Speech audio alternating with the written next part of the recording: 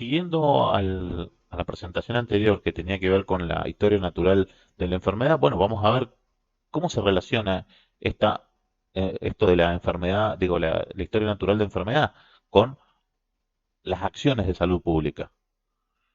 Entonces, ¿para qué nos sirve esto de la historia natural de la enfermedad? Y porque nos permite conocer cómo es el desarrollo de esa enfermedad, para que no se produzcan de vuelta otras enfermedades, reducir la incidencia, o sea, o que no se propaguen, o para saber cómo poder rehabilitar o reinsertar a las personas que fueron enfermas y que ya pasaron la etapa, ya se curaron, pero con secuelas, digamos, con secuelas o con algún tipo de incapacidad. Entonces, esto implica que desde la salud pública conociendo cómo se va a desarrollar una enfermedad, se pueden realizar una serie de acciones de prevención. ¿Y qué es la prevención en la salud? Como dice acá esta oración, esta frase, son acciones orientadas a erradicar, eliminar o minimizar el impacto de una enfermedad y de su discapacidad, o sea, del resultado de la enfermedad. Incluye medidas sociales, políticas, económicas y terapéuticas. No son solamente terapéuticas, o sea, no son solo médicas. Las médicas serían las terapéuticas, ¿sí? De una gran batería de medidas. ¿Por qué es importante la prevención? Y la medicina preventiva es el gran logro del siglo XX, ¿sí? En el siglo XX, ¿qué se logró? Mejoran las prácticas de higiene, todo el mundo se lava los dientes, o debería, pero es lo normal lavarse los dientes 2 veces al día. La refrigeración nos ha permitido tener que los alimentos no se pudran, se ha mejorado la manipulación, los alimentos ya no se pudren tanto, no hay tantas infecciones o enfermedades como el botulismo, todo eso entonces se mantienen a raya, ¿sí? El saneamiento, el agua potable, todas esas cosas han hecho grandes cambios. Y la vacunación, que bueno, más está decir de ese tema. Entonces, tenemos para poder plantear la prevención, las acciones de prevención en concreto, son 3 niveles: prevención primaria, secundaria y terciaria. A cada uno le corresponden distintas cosas. En la primaria, sobre todo están dirigidos al medio ambiente y también a las personas, ¿sí? Pero las personas, no en tanto con nombre y apellido, sino a nivel colectivo. Como hemos visto, acciones de protección de la salud que tienen que ver con la contaminación o con la mejora, con cuidado digamos, del medio ambiente, en el sentido del saneamiento, de que no se, de cuidado de las aguas, de la potabilización, de que no tener pantanos, no tener pantanos cerca para no tener mosquitos. ¿Se acuerdan las campañas estas de los descacharramientos, de que no tener aguas estancadas en la casa para que no haya mosquitos? Después acciones de promoción de la salud que son dirigidas a la persona a través sobre todo de la educación, como dije recién, lavarse los dientes, menos sal en las comidas, bueno, todo ese tipo de acciones que impactan sobre el estilo de vida. Y no me refiero al estilo de vida a consumir alimentos light, sino la preocupación por la salud a nivel personal. Entonces, prevención primaria contiene actividades dirigidas a impedir que aparezcan o disminuir la probabilidad de que se enferme, ¿sí? Probabilidad de que se enferme. No es la enfermedad, no es curar la enfermedad, sino que evitar que aparezca o disminuir el peso o la incidencia. ¿Dónde se acciona? Sobre el nivel prepatogénico, ¿se acuerdan? Esos 3 niveles. Con actividades de promoción y protección. Las de protección específica tienen que ver con la vacunación. Vacunación que que no es una actividad que la hacen los médicos, ¿sí? Que la hacen otros profesionales o otros integrantes del equipo de salud. Quiero decir, no está dentro del consultorio. La vacunación no se hace en el consultorio, se hace afuera del consultorio, se hace afuera de las instituciones de salud. También todo lo que tiene que ver con la educación sanitaria. La prevención secundaria, ¿sí? Ya cuando se ha producido la enfermedad, el objetivo es reducir la prevalencia de esa enfermedad, ¿sí? ¿Y dónde actúa? En el segundo, en el periodo patogénico, donde ya se han dado los síntomas. Tienen que ver los programas de detección, los controles, ¿sí? Los test. Pretenden detectar precozmente un proceso de enfermedad y para poner en marcha las medidas necesarias para que esa enfermedad no se descontrole. O sea, ¿qué quiere decir? Son medidas de control para poder curarlas o para poder evitar que se transformen en algo más dañino. Y la prevención terciaria tiene que ver con cuando ya se produjo, ya está en la tercera etapa del periodo, digamos, de que ya se produjo la enfermedad, son actividades dirigidas al tratamiento y rehabilitación de la persona que tuvo esa enfermedad. Por un lado, hacer que la enfermedad sea más lenta, ¿sí? Digamos que progrese más lento o que se agrave. Y también mejorar la calidad de vida de los pacientes a través de la rehabilitación. Entonces, este cuadro nos permite plantear qué es lo que quiere cada nivel de prevención y, bueno, y ejemplos de las cosas que se hacen a nivel primario, a nivel secundario y a nivel terciario. Entonces, cuando se actúa antes de que aparezca la enfermedad, en poblaciones que están en riesgo, por eso se dice susceptible, se trata en prevención primaria, antes de que aparezca la enfermedad. ¿Mm? Mejora las condiciones de saneamiento, o sea, cosas sobre el ambiente, colectiva, vacunas, sobre todo la secundaria tiene que ver con la detección precoz de cáncer, los exámenes de salud. ¿Mm? Eh, ¿Para qué? Acortar la duración de la enfermedad, ¿sí? Y controlarla, limitar las secuelas. Diagnóstico, ¿sí? Diagnóstico, ahí interviene lo institucional, ¿sí? En la prevención primaria, lo institucional, me refiero a la institución sanitaria, digamos, el sector público en tanto, el hospital no interviene. Sí interviene el centro de salud porque es una actividad de atención primaria. Y en la terciaria, tiene que ver con la rehabilitación, como dije antes, la reinserción. ¿M? Personas que tienen enfermedades irreversibles no se o que no se dispone de tratamientos efectivos. ¿Y qué es lo que se busca? Y que la persona tenga una funcionalidad mínima para estar incluido en la sociedad. ¿Sí? Disminuir la discapacidad, minimizar la potencia de la enfermedad, a eso se refiere con las exacerbaciones de la enfermedad subyacente, y que se mejore esa rehabilitación. Entonces, bueno, este es un cuadro que nos permite ver cómo los niveles de prevención y los niveles de inversión. ¿Sí? Siempre la prevención es lo más barato. ¿Mm? La prevención, este cuadrito que muestra que prevenir es más barato que curar. Y la prevención terciaria es lo más caro. Sobre todo, imagínense todo lo que es rehabilitación, prótesis y ese tipo de cosas. Entonces, vamos a ver qué se trata cuando estamos hablando de promoción de la salud. ¿Sí? Prevención tiene que ver con cuestiones que son inespecíficas, no son acciones médicas las de promoción. Después tenemos la prevención que son específicas, que en algunas entra, sobre todo en la secundaria y en la terciaria. Pero la promoción y la protección son acciones inespecíficas, no se hacen sobre personas en particular con nombre en un consultorio, sino se hacen fuera de las instituciones. ¿Mm? Ahí está. En ambientes generales, ambientes especiales, control de productos de consumo, ¿sí? Alimentos que están controlados, higiene de los alimentos, para que todos los locales que venden comida deben estar habilitados para higiene de los alimentos, la higiene y seguridad de las condiciones de los lugares de trabajo, los lugares públicos, el cuidado del agua, el aire, la recolección de residuos. ¿Mm? Son todas esas, se refiere a cuestiones de protección de la salud que donde no interviene el sistema de atención. ¿Mm? Enfoca tanto al individuo como al ambiente y buscando superar ese modelo centrado en el paciente, en el médico, usuario, proveedor, o sea, usuario, lo asistencial. Esto quiere decir, esto está fuera de lo asistencial la promoción de la salud. Se hace fuera del ámbito asistencial de la salud.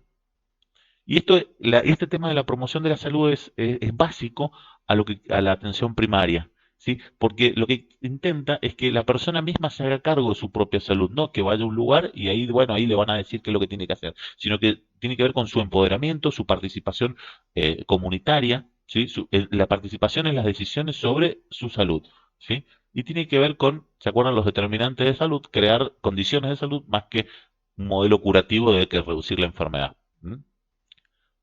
Decía yo hace un ratito lo de promoción lo de participación comunitaria para que las mismas personas se preocupen por su salud, ¿m?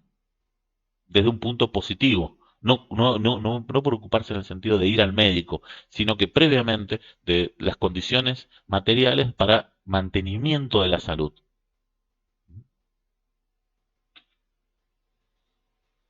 ¿Y esto a través de qué acciones se hacen? Se hacen a través de acciones colectivas, como la formulación de políticas, o sea, acciones, ya que son acciones inespecíficas, las de promoción, tampoco se hacen sobre las personas, porque están fuera del sistema de atención. Creación de ambientes favorables, esto tiene que ver todo con lo ecológico, reforzamiento de la acción comunitaria con el bajar ese conocimiento de la salud a las propias personas, ese empoderamiento, ahí está lo de desarrollo de aptitudes personales, y la reorientación de los servicios de salud hacia la atención primaria. ¿Cuáles son los componentes? La comunicación, el aprendizaje social, la intersectorialidad, la participación social y creación de entornos saludables. Todo esto tiene que ver con ese componente de participación comunitaria, ¿m? Para producir esos cambios que generen más activos de salud a nivel colectivo, tanto en la gente como en el ambiente. ¿M? Estos son dirigidas a quién, ¿sí? A qué poblaciones, sobre todo a los niños, a las poblaciones vulnerables, grupos especiales. Y uno de los planteos más importantes es el enfoque de riesgos en esto. Entonces, ¿en el riesgo para qué? Se refiere a la priorización. Entonces, la creación de habilidades, digamos, el fomento de habilidades personales, que ahora se le llama competencias, es lo que comúnmente ahora se conoce como competencias, son habilidades y conocimientos para poder controlar y dirigir la vida, para poder desarrollar la capacidad de mejorar o convivir con su entorno de una manera positiva, ¿m? Generando acciones o teniendo una conducta orientada hacia la salud. Entonces, estas conductas orientadas a la salud pueden ser a- hechas a propósito o no, digamos, ¿qué quiere decir? Intencionadas o no, de manera explícita o no, pero son actividades encaminadas a fomentar y por mantener la salud. ¿Qué quiere decir? Que pueden estar dentro del sistema, planteadas dentro del sistema sanitario o no, pero son planteadas para cumplir este objetivo de la calidad de vida. Entonces, estamos hablando de promoción de la salud. Bueno, esta es la definición. Proceso de capacitar a la población para que aumente el control de su propia salud y la mejore, su empoderamiento. No es solo responsabilidad del sector sanitario, sino que va más allá de los estilos de vida sanos, de promocionar estilos de vida sanos, sino que hacer que la salud sea responsabilidad de uno. ¿Mm? Es un derecho y una responsabilidad. ¿Mm? Desarrollar actitudes personales, reorientar esos servicios de salud hacia la atención primaria, dotar, mediar y promover de herramientas a la población. ¿M? Y la Carta de Ottawa del año 86 plantea cuáles son los prerequisitos de la promoción de la salud, ¿sí? ¿Qué es lo que busca? ¿Sí? Como ven, es, lo que se plantea ahí no es solamente la curación, sino que se plantea y está basada en la salud, es la búsqueda del bienestar, ¿sí? Salud de la población, como el bienestar de la población y resultado de esas interacciones, ¿sí? Salud y bienestar están intrínsecamente juntos, ¿sí? Entonces, un ejemplo de qué cosas se hacen en promoción de la salud. eh, Trabajos, talleres en la comunidad de explicación, de bajada de conocimiento, programas educativos con las escuelas, en las escuelas y fuera de las escuelas o los centros de salud, regulación de las actividades económicas, si se refiere, por ejemplo, en algunos lugares han prohibido la sal, digamos, o también inclusive los horarios de trabajo, sí, todas las regulaciones, todas las cosas que tiendan a mejorar la calidad de vida, ¿sí? Entonces, promoción de la salud no es solamente educar o explicar las cosas para la salud, no es repartir un folleto, sino plantear el rol también que tiene digamos, las propias personas en en el derecho y a mantener y a poder desarrollar unas condiciones de vida que mejoren esos activos o esos factores de producción de salud. Y también implica una reorientación de los servicios sanitarios, como dice en otro lado, hacia la atención primaria, donde que si, volviendo al tema, prevenir es mejor que curar, ¿sí? Entonces, bueno, al principio me he planteado cuál era la relación entre promoción y prevención, la historia natural de la enfermedad. Bueno, volviendo a recalcar que la historia natural de la enfermedad es la evolución de un proceso patológico sin intervención médica, bueno, podemos combinar estos niveles de prevención se solapan con los momentos de la historia natural de la enfermedad. Y esto lo vamos a ver. ¿sí?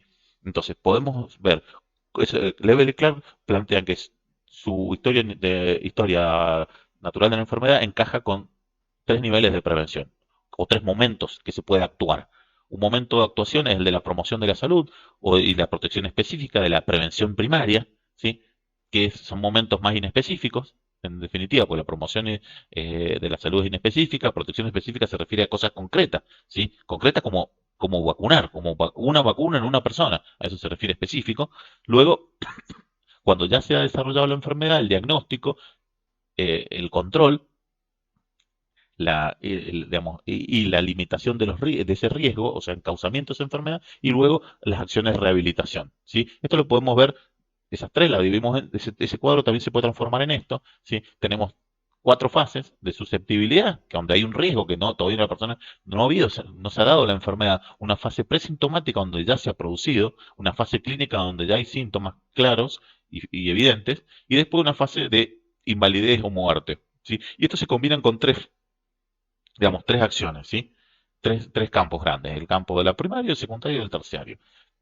En el primario tenemos, como dijimos recién, ese tipo de acciones más inespecíficas, después la de diagnóstico y después las otras de reinserción.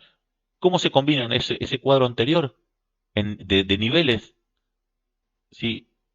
De niveles de niveles de historia natural y niveles de prevención de esta manera? En el primer nivel, la promoción de la salud, después la protección de la prevención primaria, específicamente la protección inespecífica e inespecífica, como refería vacunas, controles, ¿sí? Controles sanos, ¿sí? Después cuando ya se dio control control del seguimiento de la enfermedad, tratamiento, luego la limitación de ese daño mediante el tratamiento, la curación y luego la rehabilitación.